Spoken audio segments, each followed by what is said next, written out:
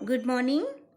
आइए इस वीडियो में हम जानते हैं इक्विलिब्रियम कांस्टेंट के बारे में। ओके, इक्विलिब्रियम कांस्टेंट आते ही हमारा ये जो सेल होता है वो काम करना बंद कर देता है। इसका गैल्वेनिक सेल नस्टर्ड इक्वेशन से क्या संबंध है, आइए इसको समझने की कोशिश करते हैं। सपोज मेरे पास एक गैल्वेनिक सेल है। ओके, यहाँ पे कुछ तो Zn का कंसंट्रेशन होगा और यहाँ पे कुछ तो कॉपर का कंसंट्रेशन होगा। ठीक है, मेरे पास जो रॉड है वो Zn की है और यहाँ पे जो रॉड है कॉपर की है। ये हमारा गैल्वेनिक सेल है जिसे अभी तक हम बनाते आ रहे हैं। इसको हम डेनियल सेल भी कहते हैं। ओके, इस सेल में हमने एक सॉल्ट ब्रिज लगाया है। अब आपको पता है कि किसी भी गैल्वेनिक सेल का अगर हमें नस्टर्ड इक्वेशन लिखना है तो नस्टर्ड इक्वेशन वो कंडीशन होती है जो हमें नॉन स्टैंडर्ड कंडीशन पर किसी भी सेल का उसके ईएमएफ के बारे में जानकारी देता है। ओके, तो मेरा फॉर्मूला क्या हो जाएगा, E of cell is equal to E naught of cell minus 2.303 RT upon NF log यहाँ पे क्या होगा, टू द बेस 10 Q, और Q की वैल्यू हमने लिखी है Zn 2+ अपॉन कॉपर 2+। क्यों लिखा है, क्योंकि जो Q होता है बेटा, ठीक है, Q क्या होता है, concentration of ion in product divided by concentration of ion in reactant. तो कंसंट्रेशन ऑफ आयन इस प्रोडक्ट में कौन सा आयन है, Zn 2+, और रिएक्टेंट में कौन सा आयन है, कॉपर 2+। यही हमको ऊपर नीचे यहाँ लिखना था, तो यहाँ मैंने एज इट इज इसको लिख दिया है। ओके, तो अगर मैं इस रिएक्शन को देखूं, ठीक है, ये जो नर्स इक्वेशन है, अगर मैं इसको देखूं तो ये मेरा इक्वेशन कुछ इस तरह हो जाएगा। मैंने ये दोनों क्या किया, यहाँ पे जाके इन दोनों को पुट अप कर दिया है। बिकॉज हमारा यहाँ पे ओवरऑल जो रिएक्शन है वो ये है कि Zn जो है वो क्या हो रहा है, ऑक्सीडाइज हो रहा है, और यहाँ पे कॉपर जो है वो क्या हो रहा है, रिड्यूस हो रहा है। ठीक है, तो प्रोडक्ट में जो आयन होगा वो Zn होगा और रिएक्टेंट में जो आयन होगा वो कॉपर होगा। नाउ सपोज करो जब ये सेल धीरे धीरे काम करना स्टार्ट करेगा तो यहाँ से जिंक ऑक्सीडाइज होकर बाहर आएगा और Zn 2+ बनाएगा। उसी समय ये जो Zn 2+ है ये बाहर ऑक्सीडाइज होकर Zn 2+ आएगा और उसी समय ये जो सॉल्ट ब्रिज का Cl- है ये इसको क्या कर देगा, न्यूट्रलाइज कर देगा। ओके, कंडीशन कुछ ऐसी होगी कि आपके पास जो रॉड होगी उससे जो Zn 2+ बाहर आ रहा है, सोल्यूशन में ऑलरेडी Zn 2+ है सल्फेट के साथ, जो सल्फेट के साथ चिपका हुआ है। अब जो नया Zn रॉड से आएगा, मैंने उसको सॉल्ट ब्रिज डाला है, जो क्या करेगा, जो सॉल्ट ब्रिज से Cl- क्या करेगा, इस Zn को न्यूट्रलाइज कर देगा। पर अगर हम यहाँ पे ओवरऑल Zn का कंसंट्रेशन देखें तो क्या हो रहा है, ओवरऑल Zn का कंसंट्रेशन क्या हो रहा है, बढ़ रहा है। ठीक है, दूसरे केस में कॉपर क्या हो रहा है, कॉपर 2+ यहाँ से क्या हो रहा है, निकल के इस वॉल पे जाके, इस सरफेस पे जाके चिपक रहा है। तो धीरे, और हमने यहाँ सॉल्ट ब्रिज लगा लिया है सल्फेट को क्या करने के लिए, न्यूट्रलाइज करने के लिए।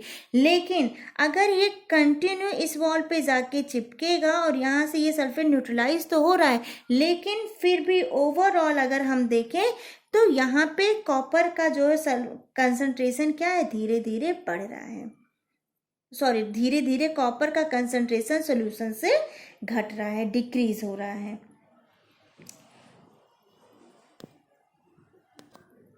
जब यहाँ पे सॉल्यूशन में Zn का कंसंट्रेशन धीरे धीरे इंक्रीज होना शुरू हो जाएगा और यहाँ पे सॉल्यूशन में जो सल्फेट, जो कॉपर का कंसंट्रेशन है वो धीरे धीरे डिक्रीज होना शुरू हो जाएगा, तो हम कुछ चीज़ को समझते हैं। हम यहाँ पे दो चीज़ों को समझते हैं कि जैसे जैसे एक ऑक्सीडेशन रिएक्शन चलता जाएगा, मतलब विद इन अ टाइम, वैसे वैसे Zn 2+ का कंसंट्रेशन बढ़ेगा और Cu2 का कंसंट्रेशन घटेगा। तो इससे क्या असर पड़ेगा, अब अगर आप नर्स इक्वेशन को देखोगे ध्यान से देखो तो ये क्या हो जाएगा, E of cell is equal to E naught of cell minus 2.303 RT upon NF log to the base 10, ठीक है, ये 10 है, log टू द बेस 10, और यहाँ पे मैंने कंसंट्रेशन लिख लिया है Zn और कॉपर का। ओके, अगर मैं ये जो आपका है इसकी फिक्स्ड वैल्यू रखूँ, सॉरी ये स्टैंडर्ड कंडीशन में, इसलिए इसकी वैल्यू क्या है, फिक्स्ड है। अगर मैं ऑक्सीडेशन सेल के लिए नर्स इक्वेशन लिखूं, ठीक है, ऑक्सीडेशन सेल के लिए अगर मैं नर्स इक्वेशन लिखूं तो ये क्या हो जाएगा, E of cell is equal to E naught of cell minus 2.303 RT upon NF log to the base 10, और हम क्या कह रहे हैं, सिर्फ और सिर्फ हम किसका लिख रहे हैं यहाँ भी, ऑक्सीडेशन सेल के लिए, तो ये क्या हो जाएगा Zn2+। ओके, और रिडक्शन के लिए, अगर हम रिडक्शन के लिए लिखें तो ये क्या हो जाएगा, E of cell is equal to E naught of cell minus 2.303 RT upon NF log to the base 10, और ये क्या हो जाएगा 1 अपॉन कॉपर 2+। बात समझ में आई। यहाँ मैंने 1 क्यों नहीं लिखा, क्योंकि 1 से Zn2+ को डिवाइड करेंगे तो आंसर वही आएगा, ठीक है। लेकिन यहाँ पे ये क्या है, ये रिएक्टेंट का है बेटा, आयन ये किसका है, रिएक्टेंट का, ऑक्सीडाइज यहाँ पे रिएक्टेंट में हो रहा है। ओके, हमने ऑक्सीडेशन में 2 कंडीशन देखी थी। अगर कंसंट्रेशन, पिछले वीडियो में हमने देखा था ना ऑक्सीडेशन की 2 कंडीशन, अगर कंसंट्रेशन 1 मोलार से बढ़ता है तो क्या, और अगर कंसंट्रेशन 1 मोलार से घटता है तो क्या। सेम हमने रिडक्शन के साथ भी देखा था, अगर कंसंट्रेशन 1 मोलार से बढ़ता है तो क्या, और अगर कंसंट्रेशन 1 मोलार से घटता है तो क्या। हमें ये सारी कंडीशन नहीं लेनी है, हमें यहाँ सिर्फ अगर Zn का कंसंट्रेशन यहाँ इंक्रीज हो रहा है तो क्या है। Let us start from 1 molar. 1 molar का मतलब यहाँ जो Zn भी क्या है 1 मोलार है, और कॉपर भी क्या है 1 मोलार है। जैसे इस रिएक्शन को अगर हम देखें तो यहाँ पे क्या है, अगर हम इसका भी मोलार 1 ले लें और इसको भी 1 मोलार ले लें, सेम, ठीक है। और जैसे ही मैंने सेल को स्टार्ट किया, Zn के सोल्यूशन में से Zn का कंसंट्रेशन इंक्रीज होना स्टार्ट हो गया, तो मैं कह सकती हूँ कि Zn2+ इज नाउ इंक्रीजिंग। तो अगर Zn2+ का वैल्यू इंक्रीज होगा तो हम इसको कैसे लिख सकते हैं, जैसे ये हमारा नर्स इक्वेशन है,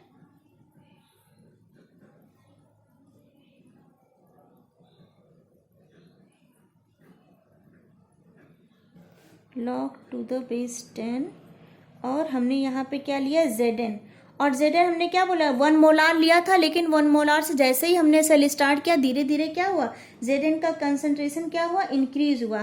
तो जब Zn का कंसंट्रेशन इंक्रीज होगा तो log का भी वैल्यू क्या हो जाएगा, इंक्रीज होगा, ठीक है।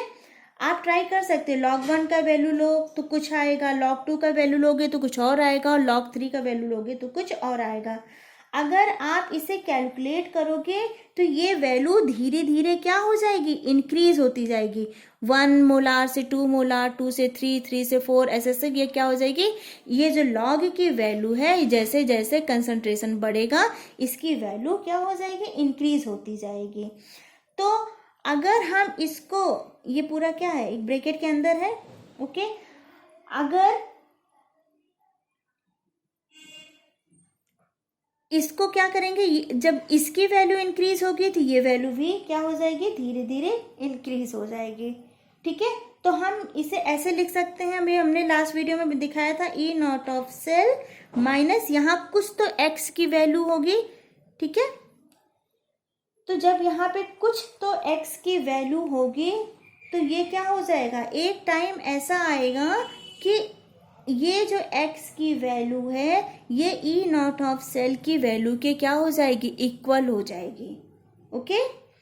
जब धीरे धीरे जैसे जैसे सेल का कंसंट्रेशन जैसे जैसे उसका कंसंट्रेशन Zn2+ का बढ़ता जाएगा, तो एक टाइम आएगा इस इतने की जो वैल्यू है वो इसके बराबर आ जाएगी। जब इसके बराबर आ जाएगी तो ये क्या हो जाएगा, ये हमारा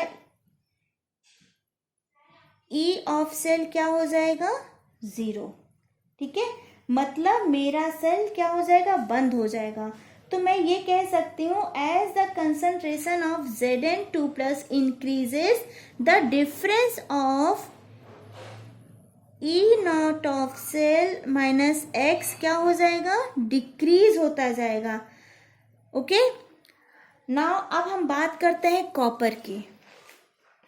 कॉपर की बात हम अपने अगले वीडियो में करते हैं। Thank you.